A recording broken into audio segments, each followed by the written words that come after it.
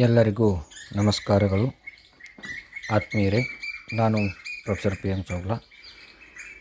ಇವತ್ತಿನ ಎಪಿಸೋಡ್ನಲ್ಲಿ ನಾವು ಚರ್ಚೆ ಮಾಡ್ತಕ್ಕಂಥ ಒಂದು ವಿಷಯ BA first semester micro economics, ಅಂದರೆ ಸೂಕ್ಷ್ಮ ಅರ್ಥಶಾಸ್ತ್ರ ಅಂತೇಳಿ ಕರಿತೀವಿ. ಪೇಪರ್ ಸಂಖ್ಯೆ ಬಂದುಬಿಟ್ಟು DSC 1. ಇದು ಯಾವ ವಿದ್ಯಾರ್ಥಿಗಳಿಗೆ ಅನ್ನೋದನ್ನು ನಾನು ಈಗಾಗಲೇ ಹೇಳಿದ್ದೀನಿ. BA ಫಸ್ಟ್ ಸೆಮಿಸ್ಟರ್ ಯಾರು ಎಡ್ಮಿಷನ್ನ 2024-25 ಅಕಾಡೆಮಿಕ್ ಇಯರ್ಗಾಗಿ ಎಡ್ಮಿಷನ್ ತೆಗೆದುಕೊಂಡಿದ್ದಾರೋ ಅವರಿಗಾಗಿ ಈ ಒಂದು ಪಠ್ಯಕ್ರಮ ಇರತಕ್ಕಂಥದ್ದು.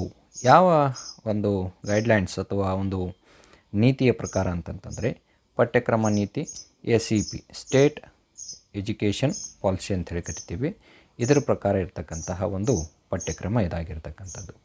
ಈಗಾಗಲೇ ನಿಮ್ಮ ಸೀನಿಯರ್ ಏನಿದ್ದಾರೋ ಅವರು NEP ಒಳಗಡೆ ಕಲಿತಾ ಇದ್ದಾರೆ. ನ್ಯಾಷನಲ್ ಎಜುಕೇಷನ್ ಪಾಲಿಸಿ 2020 ಏನಿದೆಯೋ ಅದರ ಪ್ರಕಾರ ಕಲಿತಾ ಇದ್ದಾರೆ. ಈಗ ಇದು ಬದಲಾಗಿ ಮಾನ್ಯ ವಿಶ್ವವಿದ್ಯಾಲಯಗಳು ಇಲ್ಲಿ SEPA ಗೈಡ್ಲೈನ್ಸ್ ಪ್ರಕಾರ ಪಠ್ಯಕ್ರಮವನ್ನು ಬದಲಾವಣೆ ಮಾಡಿದ್ದು, ಈ ಒಂದು ಪಠ್ಯಕ್ರಮ ಹೇಗೆಲ್ಲ ಇದೆ ಅನ್ನುವಂಥದ್ದನ್ನು ನೋಡ್ತಕ್ಕಂಥದ್ದು. ಆತ್ಮೀಯರೇ, ತಾವಿನ್ನೂ ಕೂಡ ಈ ಒಂದು ಚಾನಲ್ಗೆ ಸಬ್ಸ್ಕ್ರೈಬ್ ಆಗಿಲ್ಲ, ಸಬ್ಸ್ಕ್ರೈಬ್ ಮಾಡ್ಕೊಳ್ಳಿ. ಹಾಗೂ ಬೆಲ್ ಐಕನನ್ನು ಪ್ರೆಸ್ ಮಾಡೋದ್ರ ಮೂಲಕ ನನ್ನೆಲ್ಲ ಅತ್ಯಂತ ಉಪಯುಕ್ತಕಾರಿಯಾಗಿರ್ತಕ್ಕಂಥ ವಿಡಿಯೋಗಳನ್ನು ತಕ್ಷಣದಲ್ಲಿ ಪಡೆದುಕೊಳ್ಳಲಿಕ್ಕೆ ಸಾಧ್ಯ ಆಗ್ತದೆ. ನಿಮಗೆ ಏನಾದರೂ ಸಂದೇಹ ಸಲಹೆಗಳಿದ್ದರೆ ದಯವಿಟ್ಟು ಕಮೆಂಟ್ ಮಾಡಿ ತಿಳಿಸಿ. ಈ ಒಂದು ವಿಷಯವನ್ನು ಅಥವಾ ವಿಡಿಯೋವನ್ನು ನಿಮ್ಮೆಲ್ಲ ಸ್ನೇಹಿತ ಮಿತ್ರರಿಗೂ ಶೇರ್ ಮಾಡಿ ಎಂದು ಹೇಳುತ್ತಾ ವಿಡಿಯೋವನ್ನು ಪ್ರಾರಂಭ ಮಾಡೋಣ. ಆತ್ಮೀಯರೇ, ಈ ಒಂದು ಸೂಕ್ಷ್ಮ ಅರ್ಥಶಾಸ್ತ್ರ ಅಧ್ಯಯನದ ಉದ್ದೇಶಗಳು ಏನು ಅನ್ನುವಂಥದ್ದನ್ನು ನೋಡೋಣ. ಇಲ್ಲಿ ಮುಖ್ಯವಾಗಿ ಗ್ರಾಹಕರು ಮತ್ತು ಉತ್ಪಾದಕರ ಆರ್ಥಿಕ ನಡವಳಿಕೆ, it means the behaviour in between the consumers and the market, it is to be studied from the syllabi. And also ಉತ್ಪಾದನೆ ವೆಚ್ಚ ಮತ್ತು ಆದಾಯದ ಕಾರ್ಯಗಳು ಮತ್ತು ವಿವಿಧ ಮಾರುಕಟ್ಟೆಗಳಲ್ಲಿ ಬೆಲೆ ಮತ್ತು ಉತ್ಪಾದನೆಯ ನಿರ್ಣಯ ಮತ್ತು ಗೇಣಿ ಲಾಭಗಳಿಗೆ ಸಂಬಂಧಿಸಿದ ಸಿದ್ಧಾಂತಗಳೊಂದಿಗೆ ವಿದ್ಯಾರ್ಥಿಗಳಿಗೆ ಪರಿಚಯಗೊಳಿಸ್ತಕ್ಕಂಥ ಕೆಲಸವನ್ನು ಈ ಒಂದು ಪಠ್ಯಕ್ರಮದುದ್ದಕ್ಕೂ ನಾವು ಮಾಡುತ್ತೇವೆ. ಆತ್ಮೀಯರೇ, ಇಲ್ಲಿ ನೋಡ್ಬೋದು BA ಎಕನಾಮಿಕ್ಸ್ ಕೋರ್ಸ್ ಸ್ಟ್ರಕ್ಚರ್ ಈ ರೀತಿಯಾಗಿರ್ತಕ್ಕಂಥದ್ದು. ಅಂದರೆ ಸೆಮಿಸ್ಟರ್ ಬಂದುಬಿಟ್ಟು ಇಲ್ಲಿ 6 ಸೆಮಿಸ್ಟರ್ ನಾನು ಕವರ್ ಮಾಡಿದ್ದೀನಿ, ಬಟ್ ಈಗ ನಾನು ಚರ್ಚೆ ಮಾಡ್ತಕ್ಕಂಥದ್ದು ಒಂದೇ ಸೆಮಿಸ್ಟರ್ ಕುರಿತಾಗಿ. ಸೆಮಿಸ್ಟರ್ ಬಂದುಬಿಟ್ಟು ಫಸ್ಟ್ ಸೆಮಿಸ್ಟರ್ ಕೋರ್ಸ್ ಮೇಜರ್, ಆಮೇಲೆ ಪೇಜ್ ನಂಬರ್ ಏನೋ ಅವಶ್ಯಕತೆ ಇಲ್ಲ. ಅಲ್ಲಿ title of the paper become micro economics, ಅಂದರೆ ಕನ್ನಡದಲ್ಲಿ ಸೂಕ್ಷ್ಮ ಅರ್ಥಶಾಸ್ತ್ರ ಅಂತ ಹೇಳಿ ಕರಿತೀವಿ. ಹಾಗೆಯೇ ಟೀಚಿಂಗ್ ಅವರ್ಸ್ ಪರ್ ವೀಕ್ ಎಷ್ಟಪ್ಪ ಅಂತಂದರೆ 5 ತಾಸುಗಳ ಬೋಧನಾವಧಿ ಇರತಕ್ಕಂಥದ್ದು. ಈ ಒಂದು ವಿಷಯಕ್ಕೆ 5 ತಾಸುಗಳ ಬೋಧನಾವಧಿ ಇರೋದರಿಂದ ಕ್ರೆಡಿಟ್ಸ್ ಕೂಡ ಏನಪ್ಪ ಅಂತ 5 ಇರತಕ್ಕಂಥದ್ದನ್ನು ಇಲ್ಲಿ ಗಣನೆಗೆ ತೆಗೆದುಕೊಳ್ತೀವಿ. ಹಾಗೂ ಇಲ್ಲಿ ಇಂಟರ್ನಲ್ ಅಸೆಸ್ಮೆಂಟ್ ಮಾರ್ಕ್ಸ್ ಎಷ್ಟಪ್ಪ ಅಂತಂದರೆ 20 ಅಂಕಗಳು. ಸೆಮ್ ಆ್ಯಂಡ್ ಎಕ್ಸಾಮ್ನ ಒಂದು ಅಂಕಗಳೆಷ್ಟು ಅಂತಂದರೆ 80, ಒಟ್ಟು ಅಂಕಗಳು 100. ಆಮೇಲೆ ಏನಪ್ಪ ಅಂತಂದ್ರೆ ಈ ಸೆಮ್ ಆ್ಯಂಡ್ ಎಕ್ಸಾಮ್ನ ಒಟ್ಟು ಒಂದು ಬರವಣಿಗೆಯ ಅವಧಿ ಎಷ್ಟಪ್ಪ ಅಂತಂದರೆ 3 ತಾಸುಗಳ ಅಥವಾ ಗಂಟೆಗಳ ಒಂದು ಅವಧಿ ಆಗಿರ್ತದೆ. ಆತ್ಮೀಯರೇ, ಇಲ್ಲಿ ಮೊದಲ ಸೆಮಿಸ್ಟರ್ ಅಂದರೆ BA economics first semester micro economics, ಅಂದರೆ ಸೂಕ್ಷ್ಮ ಅರ್ಥಶಾಸ್ತ್ರ, ಪೇಪರ್ ಸಂಖ್ಯೆ ಬಂದುಬಿಟ್ಟು DSC 1 ಅಂತೇಳಿ ಕರಿತೀವಿ. ಆಮೇಲೆ ಇದರ ಪಠ್ಯಕ್ರಮವನ್ನು ಈಗ ನೋಡೋಣ. ಆತ್ಮೀಯರೇ, ಘಟಕ ಸಂಖ್ಯೆ 1, unit number 1, introduction to micro economics. Total teaching hours become 7 hours. It includes nature, scope of economics, basic economic problems, production possibility curve, methods of economics, that is deductive and inductive, micro economics versus macro economics. Okay, so ಕನ್ನಡದಲ್ಲಿ ಘಟಕ 1 ಸೂಕ್ಷ್ಮ ಅರ್ಥಶಾಸ್ತ್ರದ ಪರಿಚಯ, 7 ಗಂಟೆಗಳ ಬೋಧನಾವಧಿ ಇಲ್ಲಿ ಇರ್ತಕ್ಕಂಥದ್ದು. ಆಮೇಲೆ ಅರ್ಥಶಾಸ್ತ್ರದ ಒಂದು ಸ್ವರೂಪ ಮತ್ತು ವ್ಯಾಪ್ತಿಯನ್ನು ನಿರ್ಣಯ ತೆಗೆದುಕೊಳ್ತೀವಿ. ಮೂಲಭೂತ ಆರ್ಥಿಕ ಸಮಸ್ಯೆಗಳು, ಆಮೇಲೆ ಉತ್ಪಾದನಾ ಸಾಧ್ಯತಾ ರೇಖೆ, ಅರ್ಥಶಾಸ್ತ್ರದ ವಿಧಾನಗಳು, ನಿಗಮನ ಮತ್ತು ಅನುಗಮನ ವಿಧಾನ, ಸೂಕ್ಷ್ಮ ಅರ್ಥಶಾಸ್ತ್ರದ ಒಂದು ವಿರುದ್ಧವಾಗಿ ಸಮಗ್ರ ಅರ್ಥಶಾಸ್ತ್ರ ಅಥವಾ ವರ್ಸಸ್ ಮ್ಯಾಕ್ರೋ ಎಕನಾಮಿಕ್ಸ್, ಅದು ಸಮಗ್ರ ಅರ್ಥಶಾಸ್ತ್ರ. ಓಕೆ, ಸೊ ಎರಡನೇ ಘಟಕ ಬಂದುಬಿಟ್ಟು ಥಿಯರಿ ಆಫ್ ಕನ್ಸ್ಯೂಮರ್ಸ್ ಬಿಹೇವಿಯರ್. 15 ತಾಸುಗಳ ಬೋಧನಾವಧಿಯಲ್ಲಿ ಇರತಕ್ಕಂಥದ್ದು.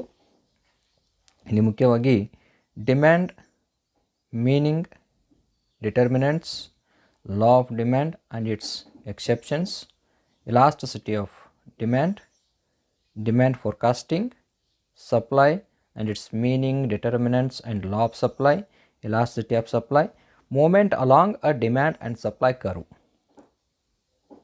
theory of consumer behavior, the law of diminishing marginal utility, Water-Diamond paradox, theory of indifference curve and its properties, consumer equilibrium, consumer's price effect, income effect and substitution effect. ಕನ್ನಡದಲ್ಲಿ ಘಟಕ 2 ಗ್ರಾಹಕರ ವರ್ತನೆಯ ಸಿದ್ಧಾಂತ, 15 ಗಂಟೆಗಳ ಬೋಧನಾವಧಿ. ಈ ಒಂದು ಘಟಕದಲ್ಲಿ ಬೇಡಿಕೆಯ ಅರ್ಥ, ನಿರ್ಧಾರಕಗಳು, ಬೇಡಿಕೆ ನಿಯಮ ಮತ್ತು ಅದರ ಅಪವಾದಗಳು, ಬೇಡಿಕೆಯ ಸ್ಥಿತಿಸ್ಥಾಪಕತ್ವ, ಬೇಡಿಕೆಯ ಮುನ್ಸೂಚನೆ ಅಥವಾ ಇದನ್ನು ಮುನ್ನಂದಾಜು ಅಂತೇಳಿ ಕರಿತೀವಿ. ಆಮೇಲೆ ಪೂರೈಕೆಯ ಅರ್ಥ, ನಿರ್ಧಾರಕಗಳು ಮತ್ತು ಪೂರೈಕೆಯ ನಿಯಮ, ಪೂರೈಕೆಯ ಸ್ಥಿತಿಸ್ಥಾಪಕತ್ವ, ಬೇಡಿಕೆ ಮತ್ತು ಪೂರೈಕೆ ರೇಖೆಯ ಉದ್ದಕ್ಕೂ ಚಲನೆ, ಆಮೇಲೆ ಅನುಭೋಗಿ ವರ್ತನ ಸಿದ್ಧಾಂತ ಹಾಗೂ ಇಳಿಮುಖ ಸೀಮಂತ ತುಷ್ಟಿಗುಣ ನಿಯಮ, ನೀರು ಮತ್ತು ವಜ್ರದ ವಿರೋಧಾಭಾಸ, ಔದಾಸೀನ್ಯ ರೇಖೆ ಮತ್ತು ಅದರ ಗುಣ ಲಕ್ಷಣಗಳ ಸಿದ್ಧಾಂತ, ಆಮೇಲೆ ಗ್ರಾಹಕ ಸಮತೋಲನ, ಗ್ರಾಹಕರ ಬೆಲೆಯ ಪರಿಣಾಮ, ಆದಾಯದ ಪರಿಣಾಮ ಮತ್ತು ಪರ್ಯಾಯ ಬದಲಿಕೆಯ ಪರಿಣಾಮ. ಇದು ಎರಡನೆಯ ಘಟಕಕ್ಕೆ ಸಂಬಂಧಪಟ್ಟ ಚರ್ಚೆ.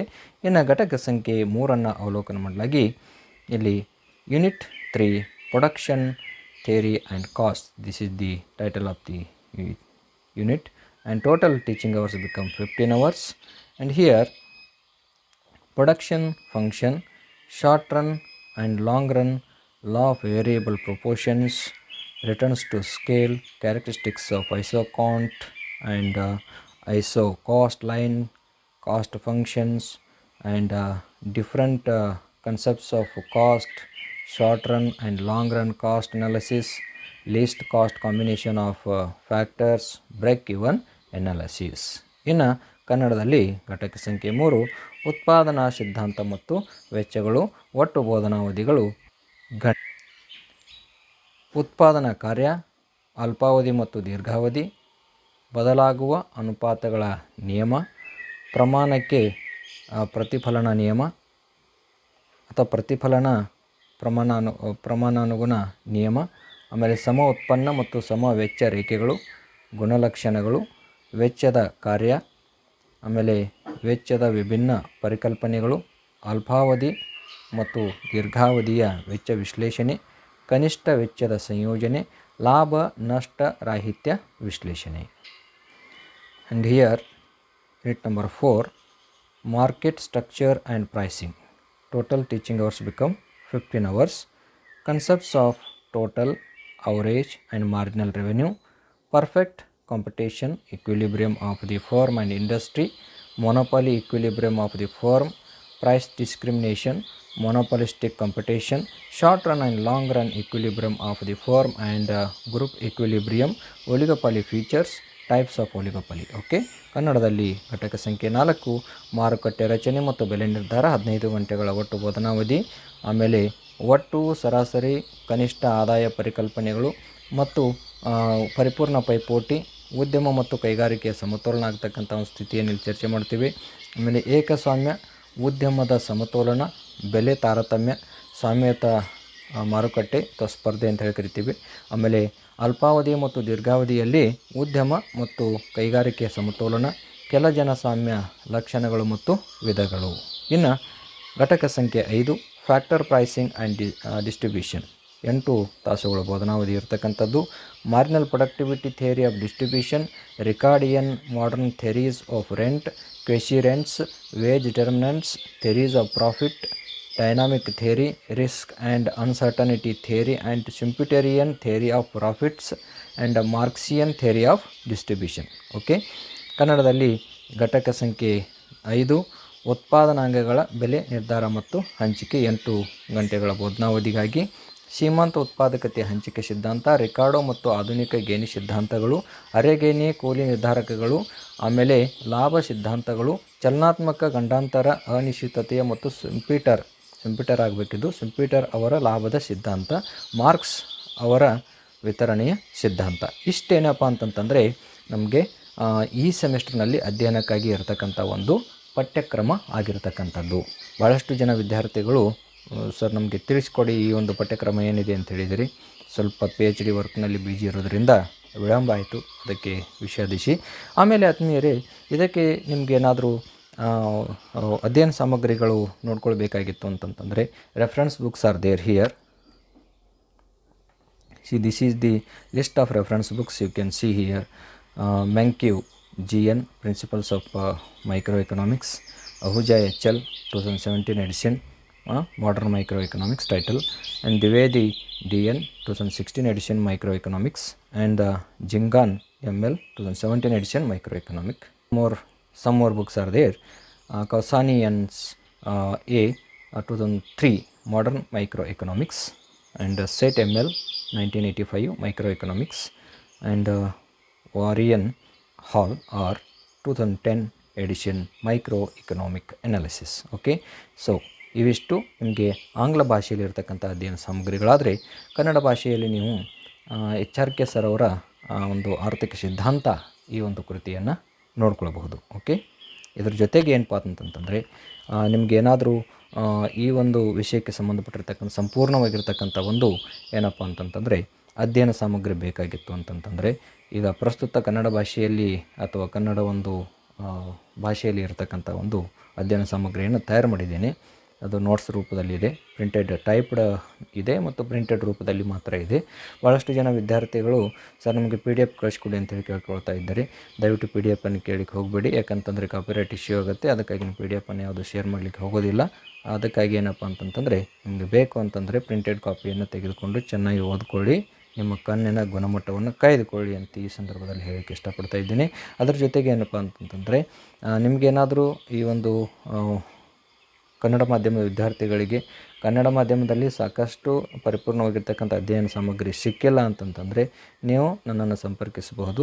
ಇಲ್ಲೇನಪ್ಪ ಅಂತಂದರೆ ಸಾಕಷ್ಟು ಜನ ವಿದ್ಯಾರ್ಥಿಗಳು ಕರ್ನಾಟಕದಾದ್ಯಂತ ಈಗಾಗಲೇ ಯಾವುದು NEPಗೆ ಸಂಬಂಧಪಟ್ಟಿರ್ತಕ್ಕಂತಹ ಅಧ್ಯಯನ ಸಾಮಗ್ರಿಗಳನ್ನು ತೆಗೆದುಕೊಂಡು ಓದಿ ಸಾಕಷ್ಟು ಸ್ಕೋರ್ಗಳನ್ನು ಮಾಡಿದ್ದಾರೆ. ಅವರ ಅಂಕಪಟ್ಟಿಗಳನ್ನು ಕೂಡ ನನಗೆ ಕಳಿಸಿಕೊಟ್ಟಿದ್ದಾರೆ. I am very happy about that. ನಾನು ಮಾಡ್ತಕ್ಕಂಥದ್ದು ಇಲ್ಲಿ ಯಾವುದೇ ಲಾಭದ ಉದ್ದೇಶ ಇಲ್ಲ.